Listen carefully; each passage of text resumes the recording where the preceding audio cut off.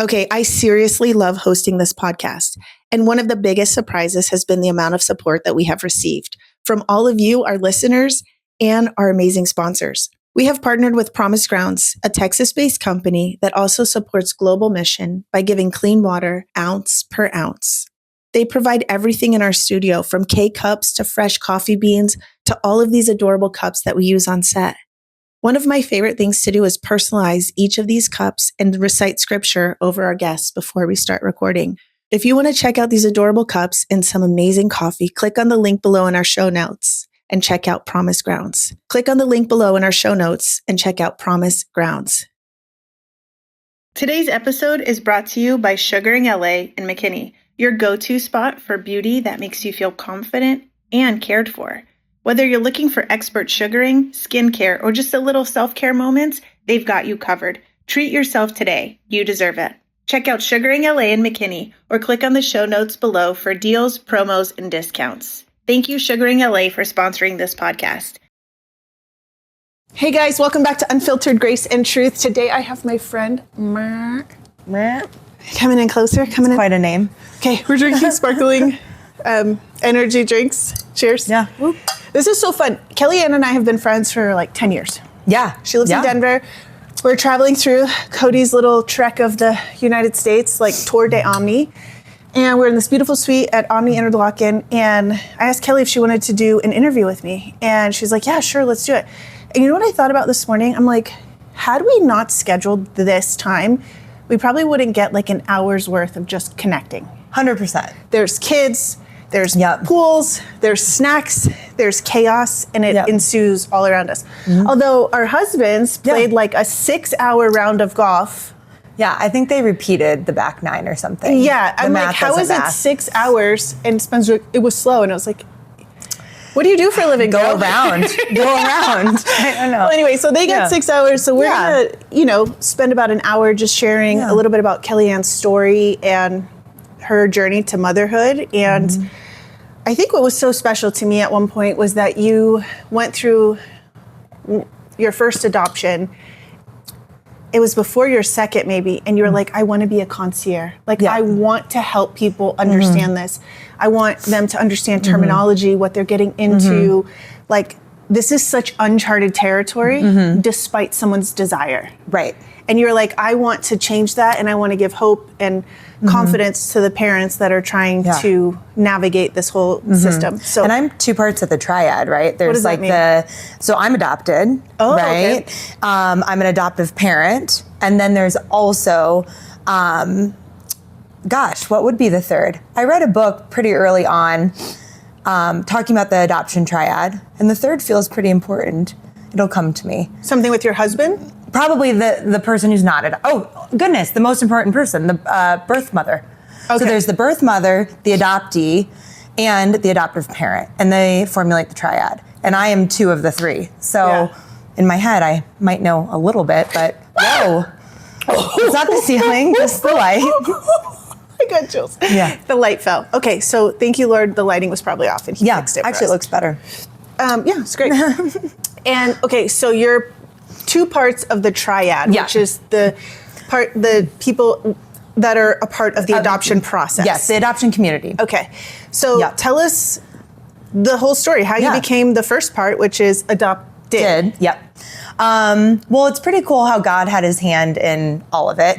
I was born in 88, and my 2 biological parents were spring break 88. And so I always knew they existed, but my birth father didn't know I existed. And he comes into our adoption story actually while we're walking our adoption journey, which was pretty cool. And I think I'll get to that today. But so I always knew I was adopted, and I always knew I was a little bit different. All of my cousins are 6 foot, and I'm not. I'm also not German. And growing up in Iowa, I just assumed I was Native American, but turns out that I have quite a large Middle Eastern family history, and it's cool to just like learn about your roots in general, whether you're adopted or not. How did you learn about it? Like ancestry or through your dad? Well, I'm glad you asked, because that's actually how my birth dad and I got connected. So my cousin, her dad's adopted and her sister's adopted.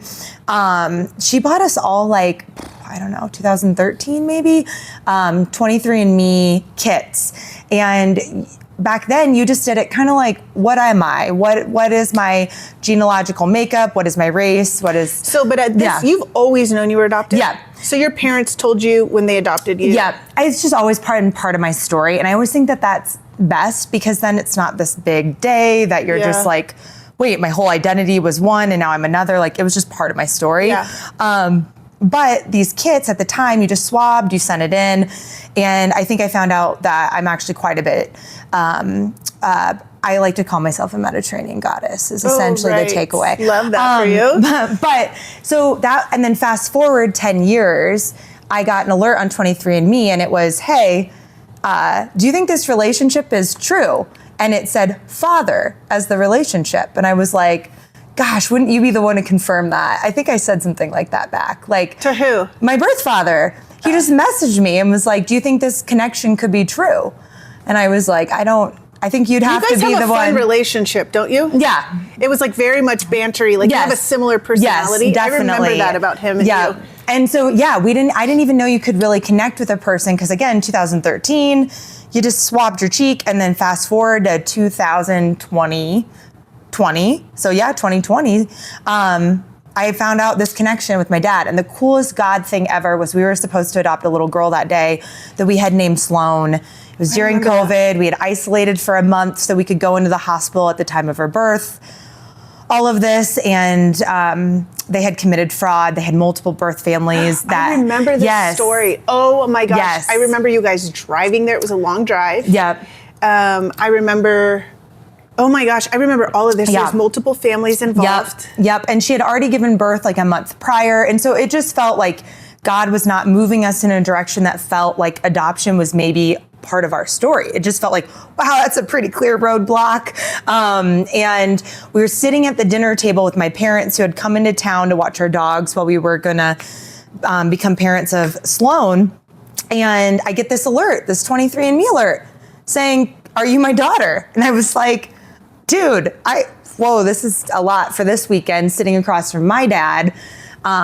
Really devastated that God didn't have the plan for us to be parents that weekend. And we were going to leave adoption. I mean, Ruthie knows, we had previously tried to adopt at that point for maybe 3 or 4 years. So it just felt like... And they had their book. They had everything. And there was just... It wasn't even like...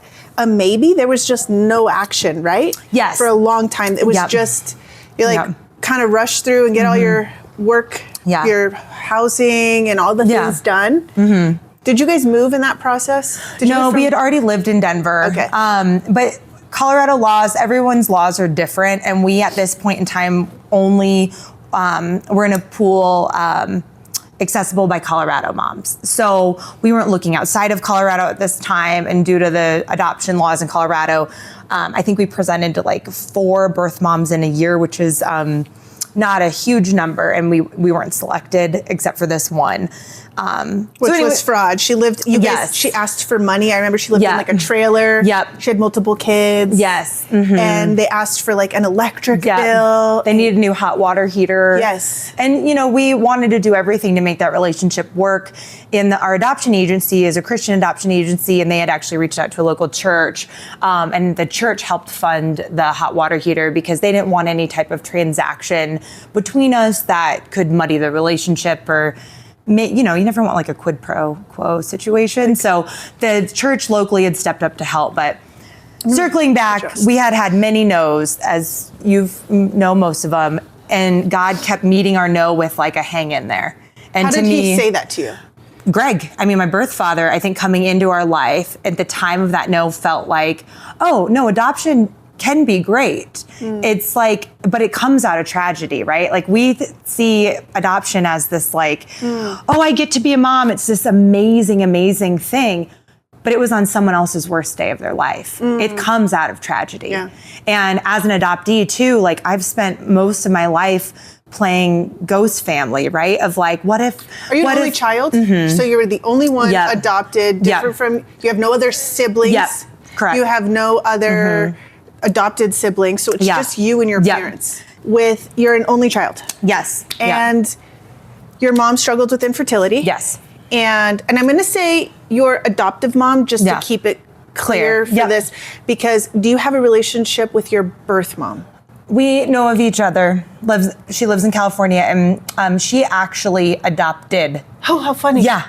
But I wouldn't say that we, again, the best day of my mother's life was the hardest day for her. Right. So just a lot going on there. So your mom struggled with infertility, couldn't have children, and chose the route of adoption and adopted you. Yes. And now, a couple of years later, you and Kent get married, have a wild wedding. Wild wedding. We'll save that for episode 2 with KellyAnne and Kent. Yeah. I still just remember memories from you sharing about that. Anyway, crazy wedding. And then you guys decide to start a family. Yes. You're in Tucson, Arizona. Yep. That's where we know each other Yep. from. Did you go to, what is it, the Tucson Reproductive Institute. Me too. Yeah. Me too. Yeah. I remember walking in there, and I did a free AMH or AFH, FSH test. And that's where they would diagnose me with my infertility, saying that I had a really low egg count, 1 blocked fallopian tube, and a 3% chance to conceive naturally in Tucson, Arizona. Spencer was out of town. He was in the mountain. And I was absolutely devastated. However, we have 3 children. So you go to the Institute for Reproductive. How long after you were married did you try? God put on our heart very early this feeling that we were going to adopt. And so I want to say we got married Valentine's Day, 2015. Wait, adopt as your first plan? I think I knew that would be our only plan. Oh. We went through IVF and everything, but I just felt like, I don't know, I wasn't surprised that I couldn't conceive naturally. I don't know what it was, but I went probably the month after we got married because I just had on my heart, better start the workup now because I know what we're getting into. Yeah. So you get the workup and they say your best option is IVF. Yes. So they said IUI. Okay. IUI. We did IUI twice and then we moved to Colorado and then we had to go through all of it again. IUI or? All the testing because they want to make sure it's their testing, right? They want to have all their data. Yep. So then we did it again and then we did IUI again and then we did IVF. And IVF, the results were no eggs. No, they got 16. Okay. I was 26 years old. At this point, I don't have any diagnoses. There's no reason to think I couldn't conceive based on the science, and they had 16 eggs. I went to work the next day and I got a call from the doctor that all 16 were non-viable except for 1. And I was standing in clinic. I work at a hand doctor. Yeah, I work for a hand surgeon. I remember this. And he was a good friend of mine. And he looks at me and he goes, "You need to go home." And I was like, "I need to go home." And we lost 15 of the 16 embryos for no reason. Eggs, yes, not eggs. Embryos. They had fertilized them. Oh, they did fertilize them? No, you were right. Eggs. You were right. Yes. I love that. Eggs. I know her story. Yes. And so then Kent and I had a choice and they said the one is probably not viable, but it's hanging in there. Yeah. And Kent and I were like, well, I guess that's the one we're implanting.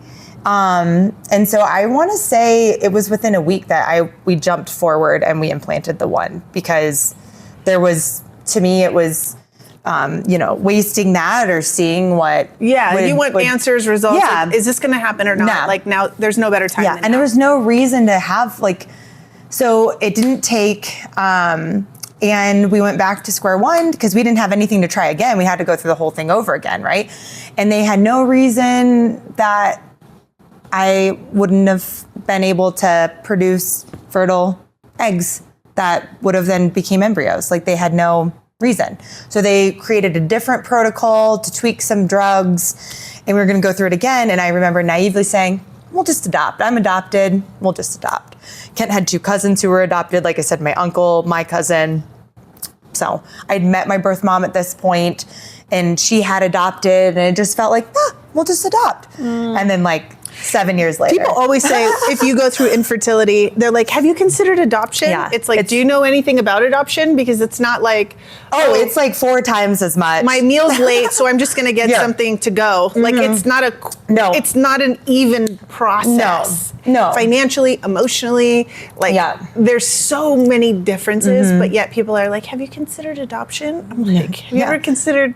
Have you read about it? Yeah. Have you learned about it? So give us set the story straight on like what that is, and just go back into that place of your heart where you wanted to be a consultant for adoptive families. So if we have an adoptive family that's listening, like what advice would you give? Share your story as you're doing it. But I think if hindsight's 20/20, right? But I think like if we would have slowed down and paused and recognized, don't change God's plan for your timing. We have that above our bed in our bedroom, which might be a weird place for that saying. I don't know, but it's where it is. Well, at least you see it every night before multiple innuendos there. But anyways, slow down, honey. Yes, read the sign. No, don't change your timing for God's plan. And I think that is true with infertility, right? Of like, it's so easy for our brains to be like, okay, what can I control and what can I do next? And the answer is we aren't in control. Right. And we know that on a fundamental level, but when you're in it, it's motivating and healing for me to go to the next thing. What can I do? How do I move forward? Idle doesn't feel good. For me, it feels like, stagnant. I feel like, maybe I can paint the nursery. Yeah. Maybe I can put a crib together. Yeah. I mean, I'm just going to believe something. Maybe I could exercise or do this or do that just because I want to contribute. We're called to hope, right? Yeah. We're called to have hope. Yeah. I mean, that's what that is, right? It's like a hope for something that's unseen and a desire deep within us to kind of, God, I got you. I got this part. Yeah. You take care of, you know. And I think for Kent and I, we ran so fast towards the finish line. I think you can be taken advantage of in the adoption world out of desperation. And so, like I said, we initially started just in Colorado. Colorado has different laws, and a lot of women in Colorado leave the state to deliver in other states that have more laws that would allow them to say receive compensation for delivery and things like that. And so this is not an ethical discussion, and that everyone has their own personal journey in adoption, but it wasn't until we casted a wider net across the United States that we then were able to present ourselves to more families. But looking back, it wasn't the lookbook with the professional photos of the staged barbecue with all of our fun friends to show the birth mother that look how cool we are, right? None of that mattered.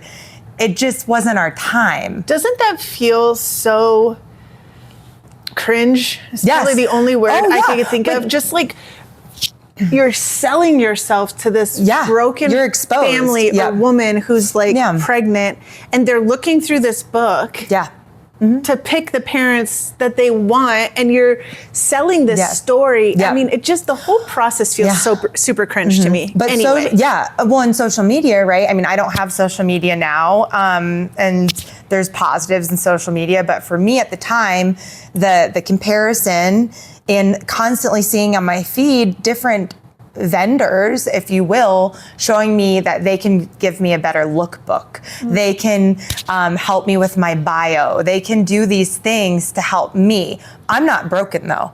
And neither are they, right? Like, I'm perfect who I am, how I am, and I don't need to change who I am to be loved by someone else. It's just not, we're just not compatible in God's eyes. Like, that's not the birth mother for me. I'm not the parent for their child. Right. Like if you wrote 2 paragraphs versus 3, that doesn't determine God's plan for you. Exactly. So that's not going to be the trajectory that's like the end all be all. It's like, hey, let's just add 1 more paragraph. I bet you're going to get picked. Yes. It's like, no, you are enough. And you can't really separate those two when you're in it. It's like salt and pepper are mixed together in 100%. That season. And you're like, okay, God, like, I want you to take control and I want what's best for us. Yes. But if another paragraph will help, like, we kind of feel like victim to that. Yep. That concept, that idea, that hope.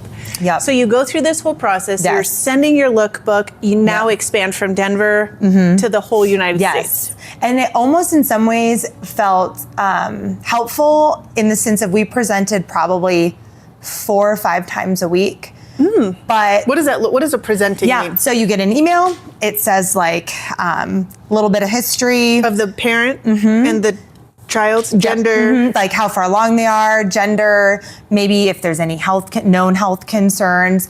And Kent and I were very much like, Jesus, take the wheel. We're going to say yes. And if it's, the right timing and your choice, then we will trust that you are going to equip us in that plan. Whatever will be. So some of the things, drugs, alcohol, Down syndrome.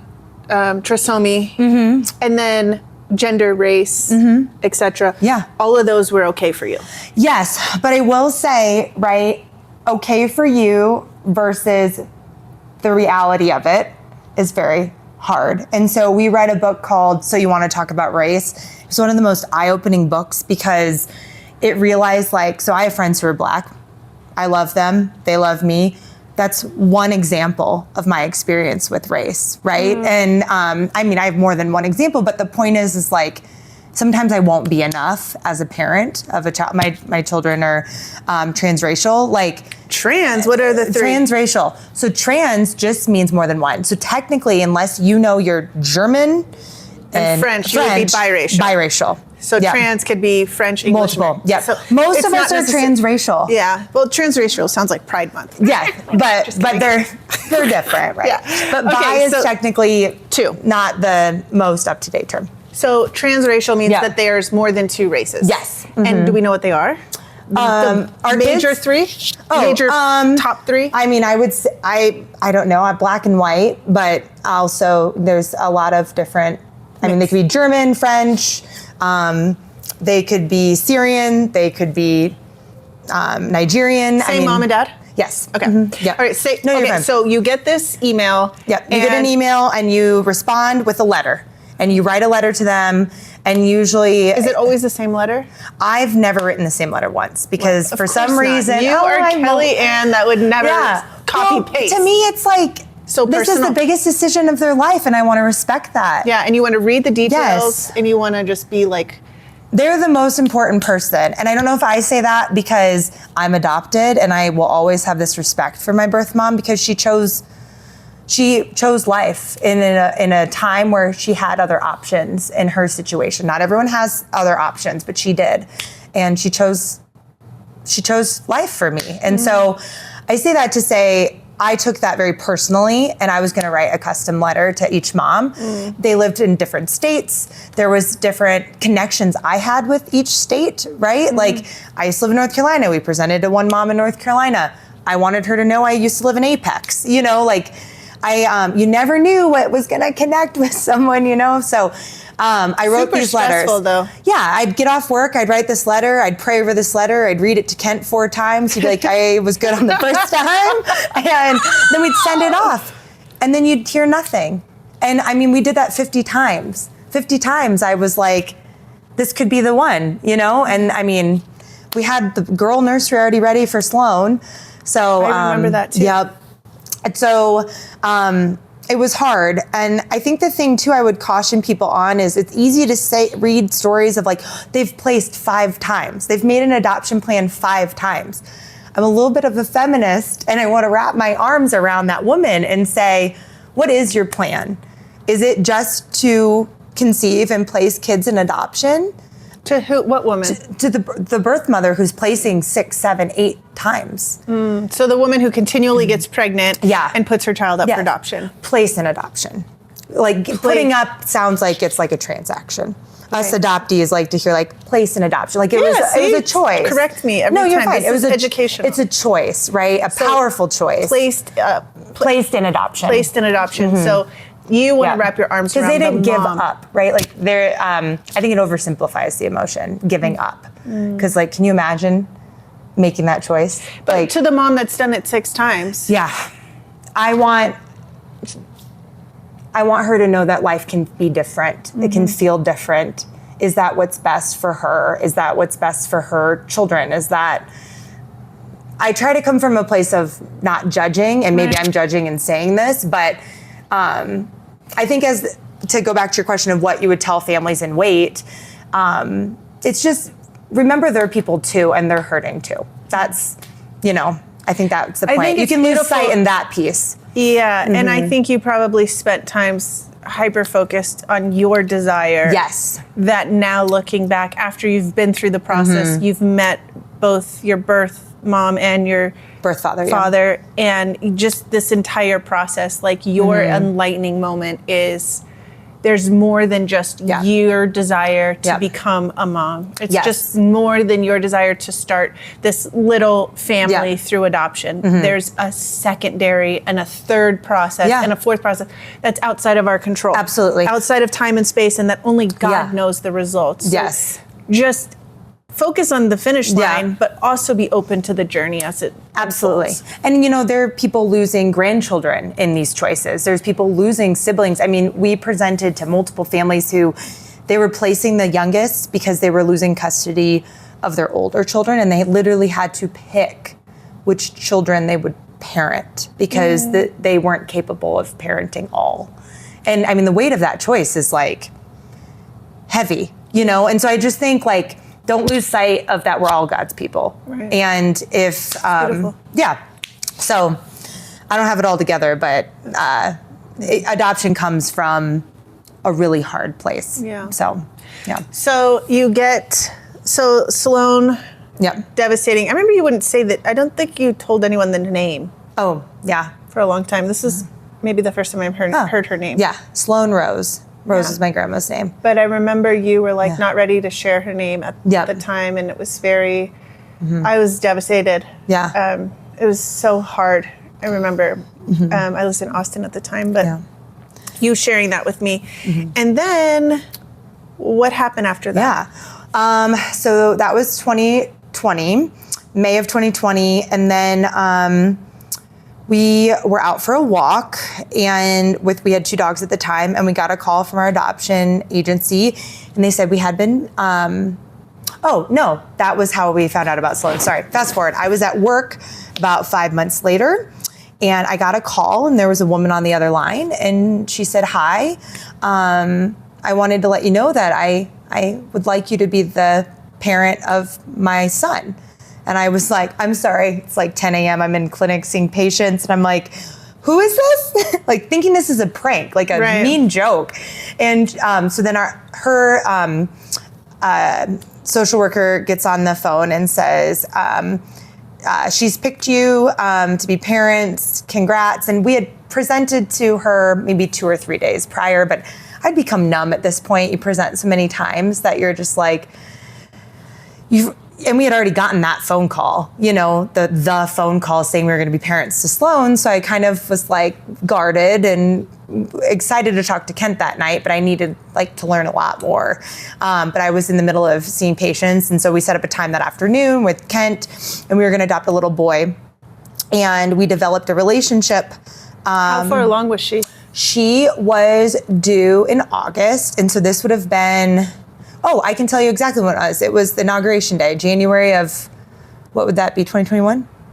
Okay, January of 2021. Yes, and she was due in August. So she was barely pregnant, 6 or 8 weeks. Wow, that's so early in a pregnancy. That's a long time to wait. You can receive in other states compensation for rent and things like that. And so if that was their placement timeline, if they wanted to place a child in adoption, but they can also have amenities paid for, it would benefit. Did that scare you? Oh, we were terrified because we had already been taken advantage of. So you're like, oh my gosh, we have 9 months to wait for this baby.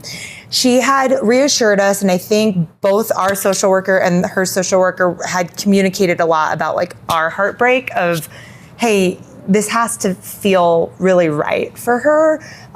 This family's fairly fragile. And so we FaceTimed doctor's appointments. She mailed us a stuffy with the heartbeat in it. And we had made an adoption plan. August 4th of 2021, we were gonna fly there. To Florida. To Florida. Julian, we named him Julian in our minds, had a due date of August 15th. And she was going to schedule, I think, a C-section August 9th. I can't really remember all the details, but we were there early. In Florida. I remember you guys were in extended stay. Yes. Yep. For I remember because I sent you guys like wine glasses or something. Well, no, this is, so yes, there's Callan comes out of this, but we're there to adopt Julian. We're in Tampa. Okay. We're staying at my girlfriend's home. Remember, Julian was due August 15th. Okay. Fly there August 4th. We find out she had already given birth. He's in the NICU. And the state's determining if she can parent because there were some, red flags at the time of birth that she might not be equipped to parent. So they told us to stay, hang around, and the state's involved, and they know that she had an adoption plan. She knows that, we had been helping her with living costs for all this time. She had previously lost custody of 4 previous children due to some of her choices, and they were all adopted through foster care. And so the state told us they didn't think she would have an opportunity to parent a 5th due to her choices. So we hung around Florida. We were devastated. All the emotions came back from Sloan. We fly back the 13th. Kent flies to Indiana to spend some time with his parents. I fly back to Colorado. My parents are in Colorado to watching our dogs. And we get a call the next day. We get a call August 16th that Callan, our son, was born in Orlando and that she had picked us to parent and he was already born. And I call Kent, he's in Indianapolis, and we meet in the Orlando airport. Hold on, I gotta clarify. Yeah. So Julian's mom now gets the opportunity to The state ruled she can parent. And she chose that even though she had this whole adoption plan. Yes. Because she didn't think the state would rule that way? Or it was... It's always her right. Until the time of birth, it is always the birth mom's right to choose. So she chose to parent and the state allowed her to. Wow. And I don't remember that one as well. Well, it was a whirlwind because we were devastated, hadn't really told anyone. All these people were supporting us in this trip. Right. And some of it was embarrassment of people are going to stop believing us. We've had 2 really terrible endings to this plan. And then Callum was born on Julian's due date. And to me, that was God saying, everybody calm down. I got the whole world in my hands. And so we flew back and Callan was in the NICU for 3 months. And that's when we were at the extended stay and you mailed us those mom and dad wine glasses. Yes, and we were officially parents. Yeah. And he was in NICU for about 3 months. 3 months. Any complications from birth or just? I think what I'm willing to talk about is he's doing really well now. Okay. He was born premature and he was life flighted in a helicopter from one hospital to the next. So it was a little tenuous for a while.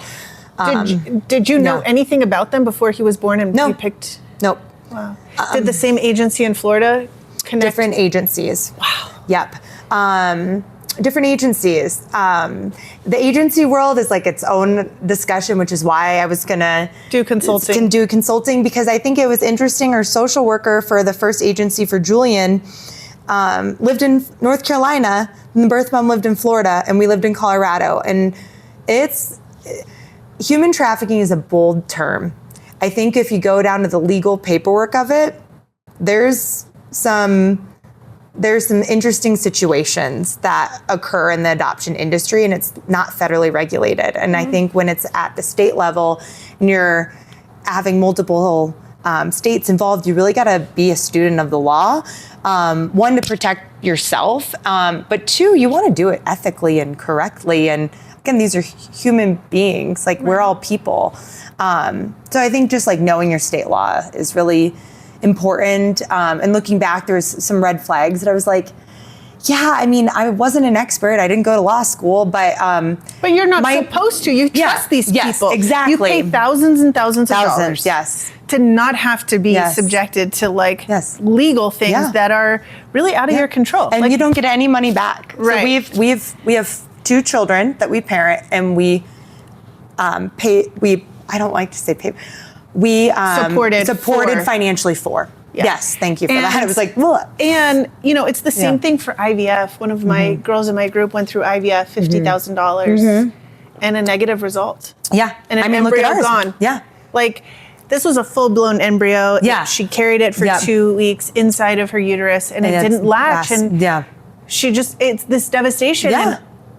there's no refund. No, nope. There's no like, oh, I'm so sorry. Let's do this next one. Yeah. Let's hope that was like her best embryo, and it didn't take, and that's just devastating. It's like, do you try again? What do you do? And trusting the plan and the process, but then also every period, every date, every month, every announcement, every pregnancy. So at this point, all of your friends are now getting pregnant. Yeah. All of your friends. Oh, we were already old parents to begin with. Yeah. You know what I mean? Like everyone's got elementary kids. Yeah, they're already like having multiples, and you're still hoping for the one. Yes. So Callan comes into your life. You get to adopt him. He's got some medical conditions that are requiring you guys to now stay in Florida while you live in Colorado. Yes. And either commute back and forth or just stay put and just kind of get him. Yeah. Then you get the call that you're bringing him home. Yes. And you have you bring him back to Colorado within 48 hours. Is that right? No. So there's a compound. Oh my gosh, it's when you're in it, you know all the acronyms. Interstate Compact. So once we got discharged from the hospital, then about a 10 to 14 day clock starts, where the state of Florida says, okay, state of Colorado, we have deemed that this child may leave state of Florida and go to the state of Colorado. Do you accept him, essentially? And so that can take 10 to 14 days. So we stayed at the hotel. And that had to be once he was in your possession? Yeah, once he discharged. Not in the hospital. Yep. So you're technically foster parents for about 6 months after hospital discharge. And we were in the hospital for about 3 months. So we then stayed at the hotel with, this newborn, a lot of different meds he was on that were, full-time job in this hotel room, isolated, because it's COVID, and everyone practiced different COVID things at different times. But I'll tell you, when you bring a 4-pound baby into a hotel situation, you're on house arrest. Like, nothing was going to interfere with this child. A 4-pound NICU baby. Yes, I was like, you were leaving this room in a hazmat suit, and you were coming back in a hazmat suit. And I remember crying, taking my mask off for the first time in front of him, because we kept it on the whole time in the hospital, because he was so fragile that I just was like, here's mom's face. It's like, why are you crying? It was like, what if I kill him? Like, it was irrational. No, but it was real. Very rational. It was real. For sure. I've had that with my own, healthy babies. Yes. Yeah. And I get them in my arms. Yeah. I'm like, what do I do with this? Yes, exactly. You're just like, I will not hurt you, period. So we flew back home, and our church just totally supported us. We didn't buy diapers for Callan. The amount of diapers that just existed already at our house was insane. And then 3 months later, we got a call from the state of Florida that they wanted us to parent Julian. And I don't know if you know that. I don't. It was probably the hardest decision we have ever made, because we said no. We would have had twins. They were 2 days apart. No way. And it didn't feel like the best yes for Callan. And the reason the state of Florida asked us is she thought she was giving him Tylenol, and it was the wrong syringe. And so she brought him to the hospital, and he had meth. So it felt hard, and it felt like, God, why is this on us to make this heavy decision? This doesn't feel fair. But then, am I being disobedient by not saying yes when you're giving us this opportunity to be parents of 2 kids? Like, am I being selfish? And I looked at Callan, who was still on different medications from birth, and I remember thinking, I have to do what is best for that child. I can't have my own feelings involved. I have to make the best decision for Callan. For my son. Yes. This is who you gave me. Yes. This is in your perfect timing. Yes. And this is your complete plan. Yes. And I have to And go the rest mama is, bear. Yeah. This is my son, and I'm going to choose what's best for him. I think people have to choose that a lot when they go into foster care, or when they're going into accepting fostering other children, and they have children already placed. If a kid is coming out of responsibility? A sexual abusive relationship, and then they that's something I've always thought of. I would adopt teenagers, kids, anybody. I would foster. I have that heart for it. Yes, absolutely. But I can't bring in a kid who's been sexually traumatized and abused and subject my 3 girls to something like that, male or female. But just understanding the dynamic of what's in your home, and what you're capable of. Maybe your husband travels for work. Bringing home a child who needs 24-hour care and certain things might not work for your family. So really advocating for your marriage and for your family, and protecting your son, and saying, this is who God gave me, and I need to be fully available for him. And adoption to me seems really glamorous on paper, but if you're not reading during the wait, reactive attachment disorder, different, just the trauma of being placed in adoption when you heard someone else's heartbeat for 9 months and now you don't hear their voice ever again, to a baby, there's studies on that of like just trauma in the placement of adoption. And so I think like really educating ourselves of like, it's not a simple answer and it's hard is important. So we said no to Julian, and that felt just really, really hard. And it, like I said, it felt almost disobedient.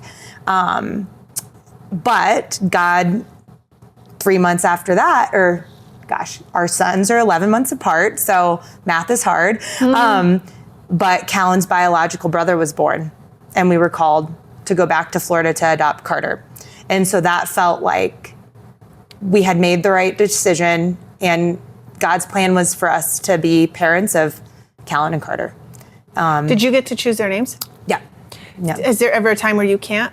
Do people ever it's whatever you want on the birth certificate. We've always been open with Callan and Carter, and I'll keep their names private because I think that that's their business. But we've always shared with them their names. And Callan the other day was like, why couldn't I have that name? And I was like, I think that's a good question, Callan. I don't know that answer. I think when I saw you, you looked like a Callan to me. But I had Sloan and Julian on my heart. I hadn't thought of any other name. Something just came to me when I saw Callan. I was like, you look like a Callan. And I go, but Bud, you think about it. If you want that name to be your middle name, or if you want Callan to be your middle name, this is your story.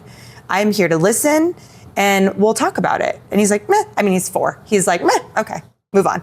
But I think you have to give them that space to explore and wonder and be curious, just like every other 4-year-old. But we chose to change their names. So she chose their names then? And then you changed them per their birth certificate upon the adoption, which is through the courts. Okay. Yeah. So 11 months later, you go back for baby brother. Same mom, same dad? Yes. And we were in the NICU again. So we lived in Florida for about 6 months within a 14-month period, if that math makes sense, because they were born 11 months apart. He was in the NICU. He was 3 pounds, 6 ounces. And we missed Callan's first birthday because we were in the NICU, but he was staying at my husband's parents' house in Indiana and going to the zoo every day and eating whatever he wanted. So he was living life. But that was, we weren't able to adopt. We hadn't kept up with paperwork or anything because we were like, we have our Callan. But the state knew we were going to be in the NICU for a while. So we had time to do the paperwork. Essentially, we just had to have the paperwork done before discharge. Just the paperwork at that point? You didn't have the same fees? Oh, everything was, you got to pay for the whole thing twice. There's no discount for siblings. No. Or we've already done this. No. Our 4 adoptions costed more than our first home in Tucson. But we got to we frame our mind differently of we did that together. We as a couple figured it out and did it together. And I think that's the cool, not that there's a cool part of infertility, but I think that when you've walked infertility with a partner, you can do anything. Truly. I mean, you can do anything. To me. Oh, my birth dad's calling me right now. Oh, that's so funny. Birth dad, you're gonna have to watch this. So give me some terminologies that people misinterpret. I remember when you wanted to be a consultant, you were like, there's this mom and this thing and that thing. Break down some of the misconceptions or the terms that people use to educate us. I like placed in adoption. Right. I prefer transracial. I think just being aware of questions, right? When people conceive naturally, you're not asking them what position did that occur in? Or I'm trying to think of what would be an outlandish question. I don't know. We just don't even get in their business. Did you try? Or, did you get pregnant the first time? We just don't ask things in the way abrasive questions, but with adoption, people feel the right to ask. What's the mom's story? Wow, that's a little heavy. I mean, how much do you know of me? We're very close friends, so I'm not speaking of our relationship, but it's wild just the confidence people have in their questions. And I think knowing that, like, for instance, the names, like trying to understand what's my story and what's my children's story, and then being protective of that. If they want to share their names with someone, that's their choice. I don't own that choice for them. It's not my story to tell. So I think like being compassionate about the birth mother and understanding like if a person had their life T's crossed, I's dotted, adoption probably wouldn't be a part of their journey. I don't think people wake up choosing to place a child in adoption. I think life has gotten complicated. And you as a person who doesn't live that life could never imagine what that would be like, you know? So I think like grace, compassion, and then language-wise, I don't, like when people are like, well, I'm a natural parent twice, or these are my biological kids and those are my adoptive kids. Like just be aware of language is power, and that children already know where they fit in. And so I think labels can be really hard. Did you guys ever have that in your home as a child or with your kids? Like, did your parents ever say that? Or you guys, because you seem very open with the boys, like this is your story, which is beautiful. Yeah. Some people are like, I know a girl who's, I think she's 10, and she does not know she's adopted, but some of the moms in the group do. And it's like, man, that's a heavy secret to ask these moms to keep. Yeah. And you haven't shared this with her. And so they're very smart. Yeah. They figure stuff out. And I just feel like I'm not in that situation to decide, but I feel that you guys are so transparent and open with the boys to let them navigate, to let them ask questions. You know, I didn't get to pick my children. I didn't get to, they didn't get to pick me. Yeah. This was all by God's design. Yeah. Both of our stories, Yep, even though they were completely written differently, we both get to be moms, and we're about to go to the pool on 4th of July and ensue massive chaos with 5 kids and 2 dads. But I didn't write my own story, and I didn't pick my own kids, but I trust that God had a plan, and I get to be open. You know, with Oakley, we were struggling with what we thought was infertility, but it was just God's timing. And then after Oakley, I lost 3 babies before I had McKinley. And then I had McKinley, and then all of a sudden Parker popped out. And it's like, okay, like, Lord, I didn't pick this. And if they ask me questions, like Oakley will now tell me that she wants to be an only child. And I'm like, you begged me for a sibling. You begged me. You were an only child for 4 years as I was going through miscarriage after miscarriage after miscarriage. And as soon as I had McKinley, it was her 3rd day of life, and I brought her home, and I'm nursing her, and I'm holding her in the bed, and Oakley's 4, and she starts pulling at McKinley's feet. And I'm like, what are you doing? And she's like, Mom, that's actually my baby. And I said, oh, is it? This is your baby, this 3-day-old baby that I had a natural birth with in a hospital? Is she's yours, baby. She said, yes, Mom, because you have been praying for a boy. And I prayed for a baby sister. So God gave me that baby. So I think she's actually mine. 4-year-old logic tracks. Totally. And I'm like, at that point, I was like, can you nurse her? Because I'm so actually, tired. I would pass this off to you. But I was like, that is the sweetest thing. She's like, I went into my top of my bunk bed and I prayed to God for baby sister, and she got here, and that's mine. And so it's just really cute, like letting our children understand, like God's in control. It was God's plan. They're fearfully and wonderfully and perfectly made, despite what their birth situation or how they came to be. But I just think that there's so much love in a family that has the opportunity to adopt, but I think there's a lot of hardships to come together. And I've actually heard, and this sounds like a stupid statistic because somebody told me this, and they said that 50% of families who navigate through adoption will end in divorce. But I've also heard that 50% of people that go to church end in divorce. I feel like it's a 50-50 shot. I think regardless. 50% is actually just like existing at baseline these days. I literally heard that like 6 months ago, and I was like, I think everybody's on the brink of divorce. If you don't fight for your marriage and you don't come before like God's plan and say like, hey, we're going to openly submit our desire to what you have for us. So talk to me about your relationship with Kent. You said something really sweet, like we got to do this together. We got to navigate 4 births. We brought home 2 sons together. I think I mean, I'm making it sound so much easier than it was. There was a lot of, I think Kent and I are very competitive. And together? Not against each other, just nature. You're sports people. Yeah, we're both athletic trainers. Yeah. You want to win. You want to fight, and it's together, though. I think if you're looking at statistics around adoption, there is a higher divorce rate in adoption. There's even more of a higher divorce rate with kids with disabilities. In the process of adopting, or like once you've adopted, they're like, what did we just do? We've had a lot of open marriage discussions, and he wouldn't mind me sharing this because we're open about it, is you want a child, you want this next chapter, you don't get it, and now you're fighting for it. Is that selfish? Like, is that for yourself, or are you actually doing it together? And if we were honest, at certain times, once we brought home our kids, it was way harder and not as glamorous as we thought. Right. And so, like, as most becoming parents, right? And so I think, like, you can get caught up in what's next, how do we do this, and how are we successful? And that's true for fertility. 100%. Anybody who goes every month to an infertility clinic. You lose sight of each other, though. Or looks at the... So even if you're trying to conceive naturally, we could say our sex life is... it's a job. It's a job. We're showing up once a month, and only he has to perform because it's his contribution that makes this whole thing go down. So your sex life gets whack, your emotions are unstable, your desires... And your value in your relationship is now this other thing. The idol. This thing you have to attain. The child, the idolization of what that child is.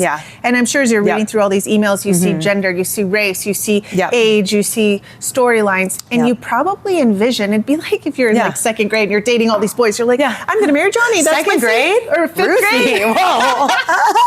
Girl, get Good it. girl, whatever. Like, you know what I mean? Like you see all these boys that you're going to date, and you plan this perfect wedding, you see all these babies that you could adopt, and I know that I'm like minimizing some of the emotion, but you're like, oh my gosh, how cute would this little German baby girl be? How fun would this little French boy be? And like, you know, certain pieces, and you try and plug that in to create this story that only God can write, and you still try and give him the credit. But then your marriage is like, okay. Our identity is in that. Your identity and your idolization is found in becoming parents. Absolutely. And I think that's a fear that all of us have, kind of, or something we experience going through it, whatever stage of becoming parents you are. And then I also think that there's this like guilt that I experience, like, how dare I yell at my kids? Like, I begged God for this. It'd be like leaving... We joke, this is what we prayed for. Like, that's it'd be like leaving McDonald's in your brand new, like, Lamborghini. You know, like, you just don't. Like, if you, maybe you got this old rink-a-dink, you know, 1990s minivan, and you're like, okay, McDonald's tonight won't matter. But if you, like, idolize this Lambo, and you're just like, yes! And then you treat it poorly, it's... I think you feel a different level of guilt. 100%. 100%. Yeah, I think, I mean, our relationship, we did counseling early. Like with IVF, we did marriage counseling. Was that suggested or just? I think, so our pastor who married us was also a licensed therapist as well. And so, I mean, all pastors are therapists in their own right, but he had this additional couples counseling piece that he was passionate about. And so we liked him, and he kind of just laid this framework of like, you work on your mental health, just like you go to the doctor for preventative medicine, and it's just part of a pillar of taking care of yourself and your relationship. And when we moved to Denver, we were very open with our pastor, and we actually initially sought we wanted understanding on if IVF was something our church supported. I didn't know, and I wanted to be, did they? Yeah. I just was like, I'm not reading this in the Bible, probably because IVF didn't exist with Moses, but I wanted spiritual guidance on our choice from the beginning. And so we were always open, and our church was always very supportive, and we practiced Lutheran. I think community is everything, right? I'll never forget Callan's first day of preschool at our church. I got a text from the kindergarten teacher, or first grade teacher, who saw him in the hall and said, it's such a God's gift is so strong. I prayed for that child before he was born. Great seeing Callan in the lunchroom today. I was like, oh, like Miss Connie Johnson, our first grade teacher who I've had a relationship with as a congregation member, prayed for our kids before they were born because that's our community. You know, like it. We always had support. So I think like as comfortable as you are sharing your story, you're going to find everyone has a very similar struggle. Maybe it's not infertility, maybe it's abuse, maybe it's infidelity. Everyone has a significant challenge in their life that you're going to work through with your partner at some point. If not, we should start doing that today. Yeah, I'm a big, so I have a mental health coaching business and I work a lot with women and teens. And I just think, I talk to our marriage counselor and it's like sometimes people come where it's too late. Like they're already at the they've tried everything in their terms and their conditions and they're like, we just can't. And it's like, but you didn't try biblical counseling. You didn't try forgiveness and healing. And I understand that sometimes enough is enough and there's abuse and narcissism and gaslighting and things that you just can't really recover from. But I do think if you are going through fertility, adoption, just sort of these family planning in general. Family planning, go see somebody. Go talk to somebody about your needs, your desires, like, because even Spencer and I, we had to figure out how we're going to parent our kids. And I parent each one of my kids differently. When I had just Oakley, I parented very different than when I brought in McKinley. And what works on one doesn't always work. And once you think you figure it out, then like another one shows up or another thing happens. Like we didn't have AI when I was birthing my children. So I wasn't able to just chat GPT Which is good and bad though. My uncle gave me some great advice. He was like, you know, back in our day, and he's like 76 or 77, he's like, we had to have a conversation without the noise, and we had to decide as a couple what we were going to do, and then we had to try it for a minute, and then we had to reflect on it. Your generation doesn't necessarily have that luxury. You have all of this at your fingertips, and you're going away from your partner, and you're seeking knowledge. You're going away from the Bible, seeking knowledge. It's right here. Like, ground it down, like, you know, dumb it down. It's funny, this morning I went for a long walk and then I came back and I was like, okay, Spence, I'm gonna take a shower. He's like, will you just sit on the rocking chair on the balcony and just you and I before the kids wake up? And I was like, like we never get to do that. Like, thank you for being intentional about just like this small moment of time. And then one at a time, bedhead and, you know, hot mess, they all showed up and sat with us. And it was just like this beautiful moment with like Spencer and I. So spend time with your significant other, get support. It does not have to be crisis. Marriage counseling, marriage ministry is designed to bring you guys into a place of connection and think preventative medicine. For sure. And it's just kind of like the exercise and having those conversations that you're like, oh, I thought this is how I was raised. This is how you were raised. And so how are we going to parent? It's going to look very different. So tell me, your birth father. Greg. He's in your life. And I remember you guys have a similar humor. So we look a lot alike. He has two daughters. And so I have actually 5 siblings, 2 from my birth father and 3 from my birth mother. But it's just, God weaves us all together in wild ways. But my husband worked at University of Arizona where we all met and in Tucson. My sisters went to U of A. No way. You guys were there? The whole time. Oh, no way. That's crazy. We all lived in Tucson. So you found out about him when you were in Denver and they were in Arizona? So they grew up in Scottsdale area and they went to U of A. And so like we're all going in October. We just booked our flights to the Iowa State, Arizona football game in Tucson. Kent and I went to Iowa State. And so, it's just, we're very intertwined. So that would be a closed adoption, but you found out through Ancestry or 23andMe. So most adoptions today are going to be open. Why? Too much technology? Like truly. There's no way we could actually keep it closed. Most states have laws where they're open. So our current situation with Florida, we send 2 photos twice a year, and I send an email. Is that whether she opens it or not, I have no control over. Do you have any other contact with her besides that? No. She's not seeking more contact either. But back at my day in the 80s, most adoptions were private, and because it was just literally my like birth mom went paperwork. away to have her baby, to have me in a different state. I think she just went and lived with different family members and then came back because it was just not.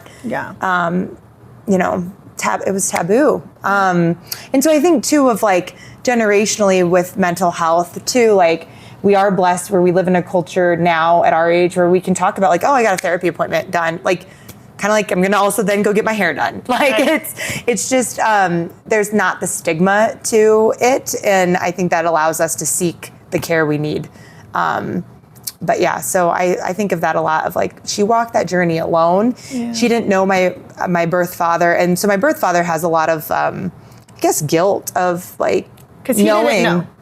No idea. Until he saw that I helped him for about 6 months put it all together.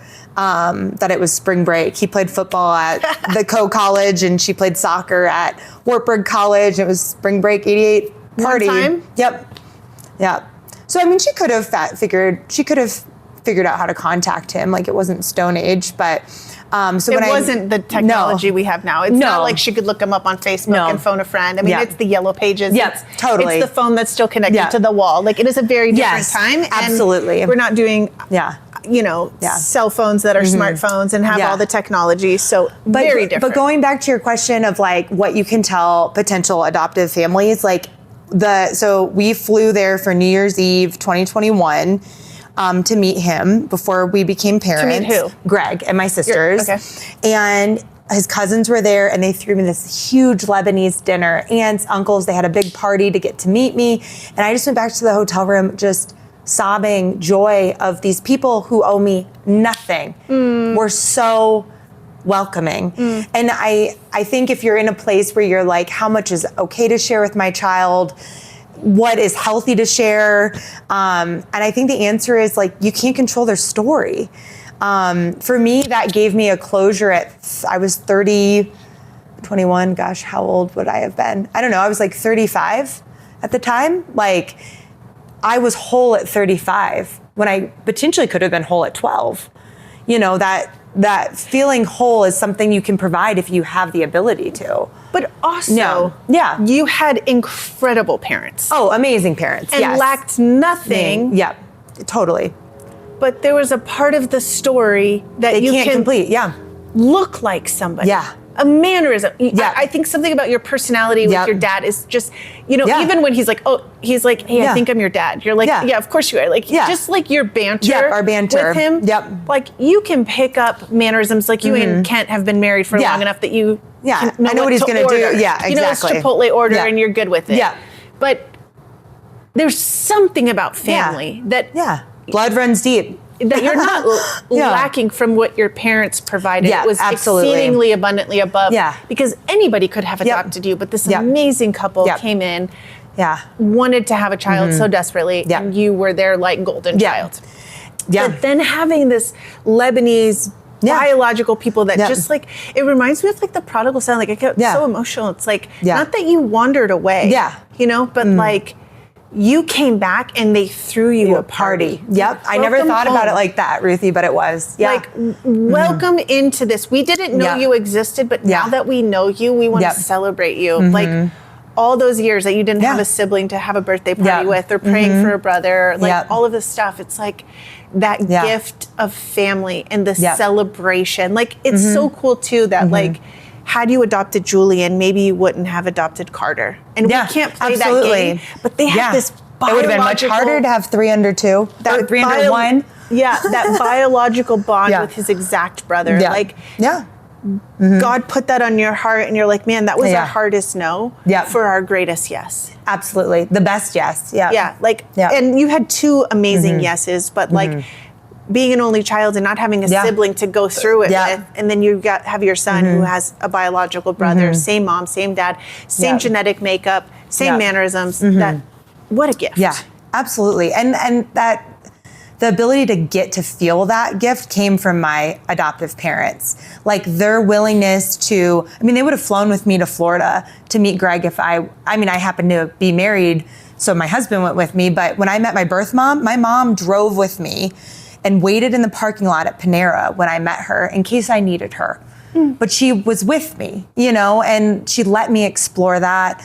Our first Christmas after I met Greg, it was my husband's parents, my birth father, my sisters, all at my parents' house for Christmas, and Callan. And I was like, wow, I am so loved. That's all that means when you have a big family, is that you have more love. You know, they were all there for Kent and I, and mainly KellyAnne, but and mainly KellyAnne, but it just, you know, like stepping a little bit outside what my parents have shown me is, as an adoptive mother, being okay with being a little uncomfortable and not knowing the unknown allows God to come in and show me those moments. I hope KellyAnne and Carter get to have a relationship to some degree with their birth parents. They would need to be in a healthier place, but you know, I would love for them to have a similar outcome. But they have a lot of life left. I mean, my adoption story really started at 23 when I met my birth mom, and about 33 when I met my birth dad. So, I mean, they got time. Yeah. But, and they have each other, which is such a beautiful thing, how God wove that together. So any final thoughts for our audience who's either waiting to conceive, struggling through fertility, or just starting, or maybe like growing weary in the adoption process? Like what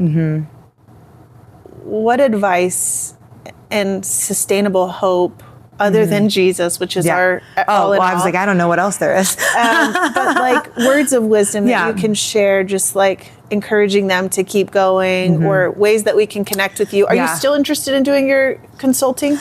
I'm not a social media gal. You know, I don't have it. But what if somebody's like, I'd love to talk to KellyAnne. I'm going through this adoption process. I would love to talk. You can always pass them on my contact info. I just don't think it'd be in like a formal business sense, for a variety of reasons. I'm I work in healthcare. You know what I mean? Like it's not my forte, but I would rather make a human connection and be helpful if I can. So if somebody's listening to this and they're like, man, I just have a couple more questions, or I need a little bit of hope, they can reach out, and we'll put that in the show notes. Yeah, that's totally fine. Okay. What would your encouragement be? Or if you could go back to the KellyAnne and Kent from 2 years ago. 6 years ago. 6 years, almost. Don't waste away the moments, right? Know that God's giving you time, and try to reframe the time, right? Like you mentioned this morning, Spencer said, just sit with me. It's much harder to just sit with him now. And so God's giving you extra time in your relationship to go to the concert, to, I don't know, fix your floors, or do that project you want to do together, or learn more about each other in an intentional way. That becomes harder as parents, I feel like. And so to try to lean into the time you're given. And I used to listen to a song on repeat by Evan Kraft, Todo Está Bien. I think it's just called Be All Right. But it's called Everything Will Be All Right. And I just like would sob in the shower and listen to that song. But it was really my like grounding of like, everything will be all right. Everything is all right. I have this hope and this desire and this goal and this calling deep in my bones, but I can't go not back to God, but you go back to it. Do it. But I think that's it. You go back to God and you realize it's not your timing and you can't control it. And so I think realizing you have to submit fully to the understanding that we are not in this world. We are called out of this world. That this is not, there's a reason, this world is broken and heaven is eternal. So yeah, I think try to refocus the time and the weight and grow within each other, because it's harder to reconnect after, for sure. Yeah. I actually, when we were checking out of the hotel in San Diego, I found a sloth. It's a warmie. Microwave. Yeah, this little microwave, lavender smelling little thing. And there was all these different animals. And I was like, I don't know which one I want. And I saw the sloth. Yeah. And I was like, I think it's time I need to just kind of slow down. Yeah. I just need to slow down and understand that God's timing is perfect and complete. He is outside of time and space, that my desires and my plans are so different than what he has. And when he's going to do things the way he's going to do it, and I'm just going to relinquish all control. And it feels scary. It feels like I'm spinning in a canoe going in like every direction. I just want to grab the oar and like figure it out. But when I stop trying to paddle against it, I feel like I'm just on this like lazy river. And the sloth right now is kind of my mascot, just to like, when I look at that sloth, and my kids fight with it, but just to like, they want to all sleep with it. And I'm like, that's mine. Yeah. You guys have you guys bought other things. That was my gift at the gift shop. But just to like really slow down and meditate on his word and his presence and the small things. You know, don't stop living your life because you want to become parents. Don't stop living your life because you are parents and you want more children. Like, take each moment and each opportunity to see the goodness. And I go back a lot to gratitude, like giving thanks and praise for a strong, healthy marriage, for a healthy body, for healthy children, whatever it is that you're grateful for, to make sure that God knows that you see what he's already given you, you know? Because there was times where I was like, man, maybe I shouldn't stay married to Spence. Maybe like if we can't have kids, like maybe I should have married someone else. Maybe he shouldn't stay married to me. Like, I just really wrestled with that. And God allowed us to have children and allowed us to see the infertility struggles prior to Oakley. But just really putting your marriage in a good spot so that you're able to welcome the blessing when it's time. Because can you imagine if you guys weren't in a good spot emotionally and on your marriage and then you welcome this baby? I mean, of course, it would just be so chaotic. So our hope and our prayers for anyone listening, if you're kind of in the waiting season, to just stay there, find community, reach out to us. I can get you in touch with KellyAnne, but just know that you're not navigating this alone, and it is long and it's weary. And I'm sure there were times where you're like, I'm not going to tell anybody. They're not going to believe us. You said that, you know, and it's like, we don't care what your story looks like and how many no's or how many yeses you've had to endure, but we are here to just walk that out with you. So stay plugged into the Word of God, stay in community, and know that we're here for you. And we love you, girls. Bye.